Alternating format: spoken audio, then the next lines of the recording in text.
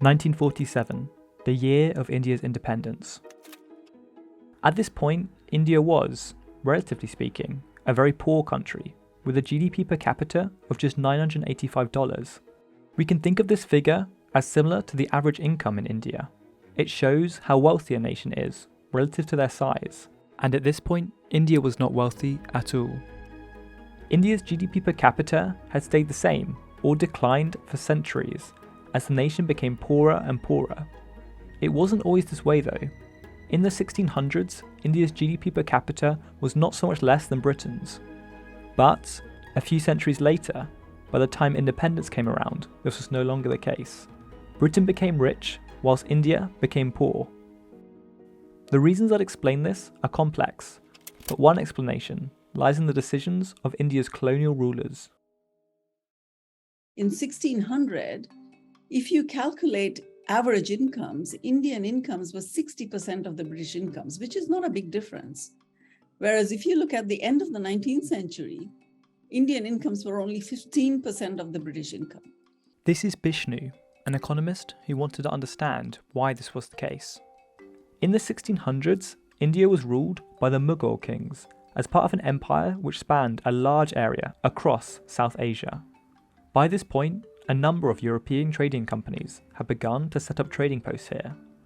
One such company was known as the English East India Company. By 1612, they had negotiated trading rights from the Mughal emperors. See, India had a booming textile industry with skillful weavers who could design and produce quality cloth, all for a relatively low wage.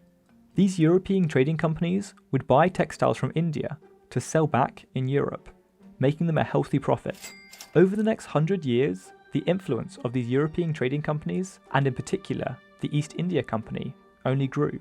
And in 1757, as a result of the Battle of Plassey, the English East India Company even took control of Bengal, expanding their control over India as time went on. Trade from India was just growing and growing until the late 18th century brought with it the Industrial Revolution in Britain.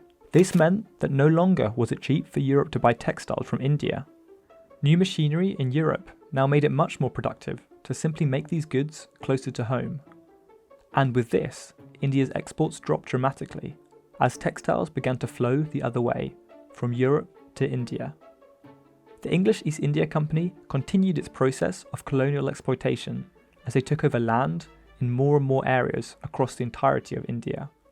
But now India's textile industry, which had been booming, declined rapidly as they faced competition from Europe. So the share of employment in industry declined over the 19th century as a result of decline in the traditional textile sector.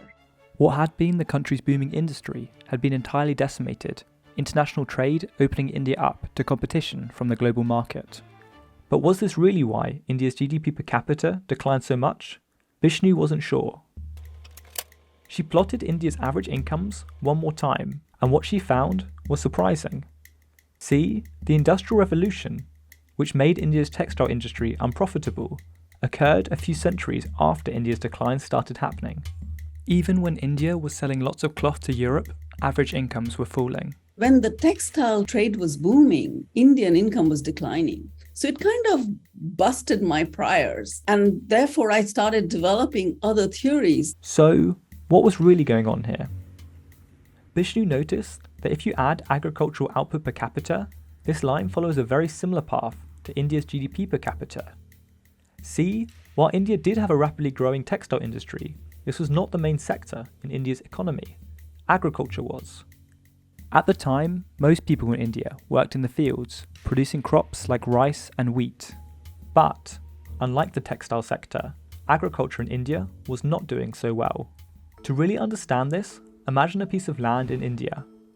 On average, if this land in the 1600s generated 100 kilograms of wheat, by 1910 it produced just 75. The story is only worse for cotton. If the land produced 100 kilograms of cotton in 1600, on average, by 1910, the same land produced just 24 kilograms. Over the same period where India had become poorer, much of India's land had become less and less productive. See, when the East India Company began to rule over India, farmers were so poor they could not invest in their own land. They needed support from the government, but this did not happen. And when, in 1858, India came under official British Crown rule, little changed. Despite greatly developing India's rail network, they failed to invest in agriculture. To grow, crops rely on a healthy supply of water, but by 1935, just 20% of India's farmlands had irrigation canals. Where there was good access to water, India's land produced lots of crops. But throughout most of the country, this was not the case. To me, that's where the failure of British policy was, not investing enough in agriculture. It's not that they didn't know, because Britain had had the agricultural revolution, but there was very little interest to improve the conditions in agriculture. This didn't have to be the case. Japan, Taiwan, and South Korea's colonial power acted far differently to Britain. Japan increased the productivity of land, developing new varieties of rice and investing in rural infrastructure. Unlike in India, by 1931, Taiwan had irrigation canals that access 80% of their land, whilst the figure was 68% for South Korea. As a result, even under colonial rule, agriculture in these countries grew, whilst in India, agriculture stagnated. Only after independence did the new Indian government start to invest in agriculture and industry, allowing India to finally start catching up. Thank you to Bishnupriya Gupta for her support as part of this project.